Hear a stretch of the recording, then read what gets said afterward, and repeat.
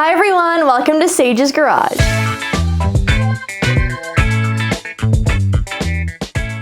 There has been a bit of an update in my plan. I was pretty sure that I was just going to have a quick look at this, maybe take a look underneath, but basically just clean it up as best I could and pop it in the car so that I could take it for hopefully a couple drives before we saw some snow. A lot of you are pretty adamant that I check a bunch of stuff before this goes into the car, like the crankshaft end float, the connecting rod bearings, the bolts, and the thrust washers. So I have decided, that I am going to go ahead and check a bunch of stuff in this engine. I know I said like 10 times that I wasn't going to, but I'd rather be safe than sorry. I don't want to put this in the car and then this winter, like 2 months from now, have to take it back out of the car to check things or because there's a problem.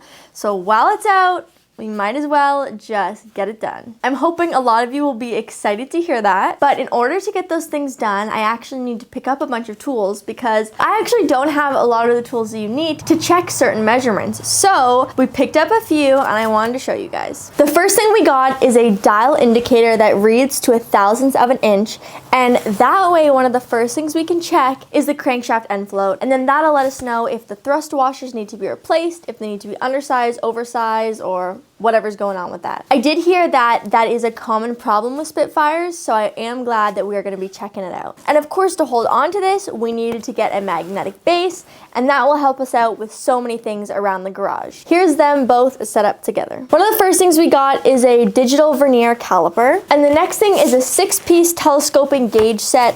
This will help us measure things such as the cylinders if we get to that point, but we'll see what happens. Hopefully now I'm all set up and I've got everything that I need. We do have a little bit of a vague plan, so I want to clue you guys in on that. Our main goal is to check the crankshaft end float, the big end bearings, the connecting rod bolts, and all of those things are underneath the engine, which currently we can't get to. A lot of you suggested I get an engine stand, which is a great idea. However, I actually do have one already, but the reason I haven't used it yet is because in the beginning I was told by somebody that this plate is really easily bendable, and if you attach it to the engine stand, it might actually bend and warp and it won't fit properly anymore. So I was super scared of that. But also, our engine stand isn't a great one and it doesn't allow you to flip the engine upside down. So sure, we could bolt it on, but it still wouldn't help us get to the underneath of the engine any easier. So what we're thinking our best course of action is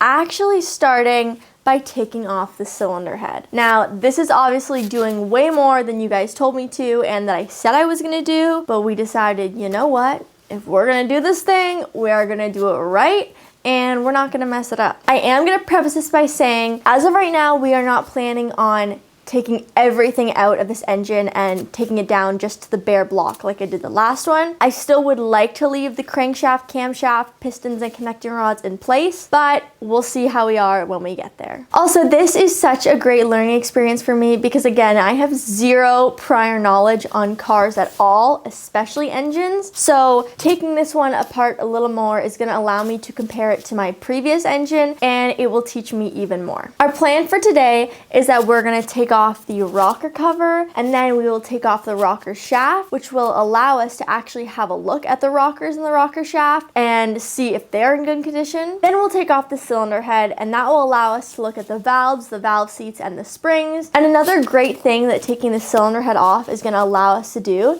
is have a look at the pistons, because as far as we know, this engine has flat top pistons, which means it's a 9-to-1 compression ratio rather than 7-to-1, which my previous engine was because it was the dish top pistons. But I haven't actually seen them for myself yet, and we know that there have been so many surprises. You never know what we could find once we open this up. So it'll be interesting to confirm that these are in fact flat top pistons. Like I said, as of right now, we don't plan on actually removing the pistons or measuring the cylinders because we believe that they should be all good to go. But obviously we'll have a look and we'll go from there. Once we have a look at all that stuff, then we'll have to remove all the studs using the double nut method, which I did a video on previously, and then we'll actually be able to flip this entire engine upside down just on this table, so that way it's sturdy, it's not dangling, there's nothing dangerous, and we know it's all good. Then we'll have a look at the connecting rod bolts, we'll look at the big end bearings, we will look at the thrust washers, and all of that good good stuff. Needless to say, this new journey we're departing on of actually checking this engine out is definitely going to be a multi-episode event. I am hoping with all of my heart that there are no surprises in here and that we can just take it apart, clean it up, and put it all back together and get in the car in a reasonable amount of time. It's also great that we've already done this once before because hopefully we'll be able to move a little bit quicker. All right, everybody.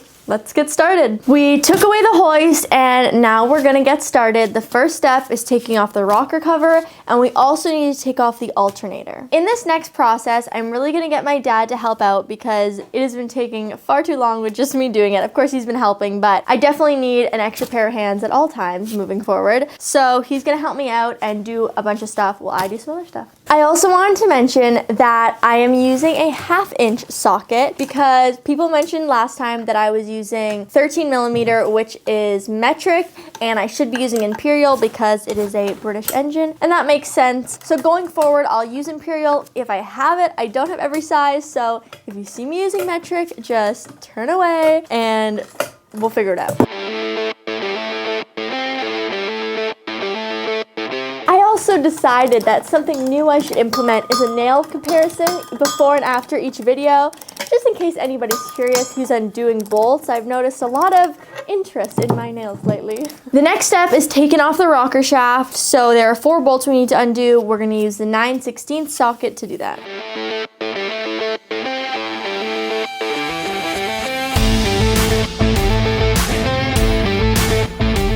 I thought this bolt was really fun. It's like a little crown. We got the rocker shaft off, which is great. That'll allow us to have a look at the rockers. We wiped them off, and here's what the rockers look like. I'll check later with my nail and see if there's a noticeable ridge there, but you can tell that they are pretty worn and there is a color difference. We're using our handy dandy Haynes manual again, and it has a sequence for tightening the cylinder head bolts. So in order to loosen them, we have to just follow the sequence backwards, but we're gonna start off by doing a 1/2 turn on each.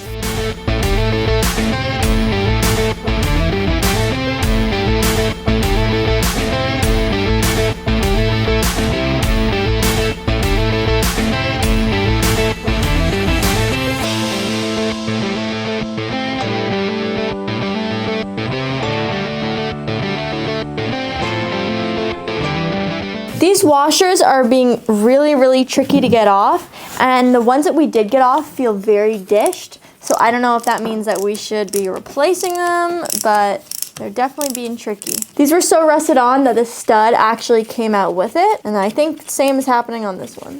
The next step is to take out the push rods. So we labeled a piece of cardboard, and now we're just gonna stick them through. That way they always stay in the right order. Here are all the push rods, nice and labeled, and here is what all the ends look like. Now all that's left to do is actually get the cylinder head off. So we're gonna use a block of wood and a hammer to try and shimmy it off since it is still attached by a gasket. Okay. Oh, and then this is what this looks like. Oh, that looks really bad. Yeah, this is all crumbly. Well, and ta-da! Flat top pistons, everybody.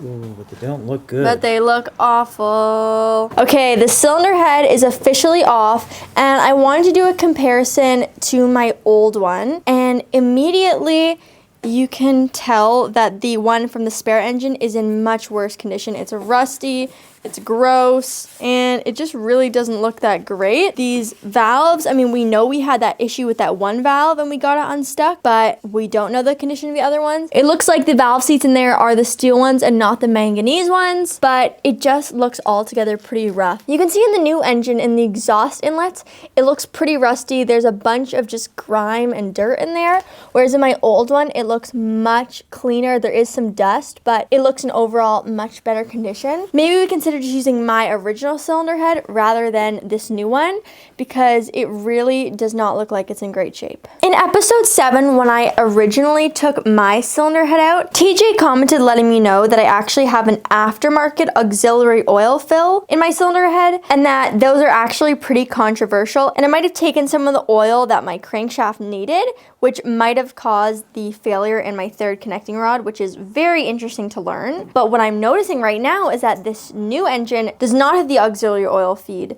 So I'm curious to know, first of all, what are your guys' opinions on this aftermarket piece? But also, if I were to go ahead and use my original cylinder head, could I just swap out these bolts and just use a regular one rather than this auxiliary oil feed? I wanted to give you guys a look at the underneath of my cylinder head and just compare it to the old one. And these valves, in my opinion, look horrendous. All of this looks so bad. But if you notice the second cylinder, there's actually a complete crack in this valve, like total open hole there. So, and just all of them are just peeling. They're just carbonized, I'm guessing. And again, it's just everything looks like it's peeling and rusted. So that's terrible. So do you worry about going through the decarbonization process of this one? Or do we just...